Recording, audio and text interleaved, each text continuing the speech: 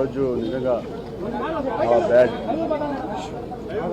నాకు నేను బాబాయ్ అని ఆప్యాయంగా పిలుచుకునే వ్యక్తి సీతారత్నం గారి అబ్బాయితో మా ప్రస్థానం స్టార్ట్ అయింది. మా సెకండ్ ఫిలిం. అక్కడి నుంచి ఎన్నో సినిమాలు ఆయనతో ఉన్న నాకు అనుబంధం కానీ ఒక ఫ్యామిలీ పర్సన్గా మొన్న కూడా ఈ మధ్య కూడా ఎప్పుడు కూడా ఫోన్లో మాట్లాడుకుంటూ ఆయన ఆరోగ్యం బాగోలేదు అని తెలిసి కూడా ఎప్పుడు మాట్లాడుతూ ఉంటాం.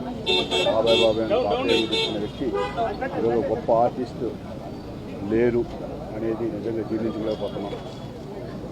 అటువంటి గొప్ప వ్యక్తి గొప్ప ఆర్టిస్టు మా ఇండస్ట్రీకి దూరమైనందుకు నేను చాలా బాధపడుతున్నాం. ఆయనకి ఆయన ఆత్మకి శాంతి చూపాలని మనస్ఫూర్తిగా భగవంతుడిని కోరుకుంటున్నాను. అలాగే వాళ్ళ కుటుంబ సభ్యులందరికీ కూడా నా ప్రగాఢ సానుభూతి తెలియజేస్తున్నాను. ఎందుకంటే ఈ టైంలో ఇంకేం మాట్లాడలేం. ఎందుకంటే రెగ్యులర్గా ఎప్పుడు కూడా మాట్లాడుకునే వ్యక్తి ఈరోజు మా దగ్గర లేడనే బట్టి చాలా బాధగా ఉంది.